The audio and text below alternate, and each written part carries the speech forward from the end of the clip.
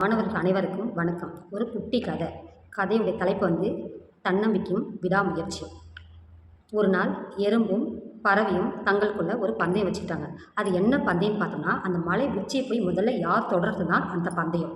பறவை எறும்பை பார்த்து ஏளனமாக சிரிச்சிட்டு மலையை நோக்கி பறக்குது. கொஞ்ச நேரத்தில் அந்த மலை உச்சியை தொட்டுருச்சு. மலைக்கு போன பறவை மேலிருந்து கீழே இருக்கும் எறும்பை தேடுது. ஆனால் எறும்பானது மலை அடிவாரத்துலேருந்து சிறிது தூரத்தை கூட தொடலை. எறும்பை பார்த்து பறவை சொல்லுது, முதல்ல எனக்கு தெரியும், வெற்றி எனக்கு தான்.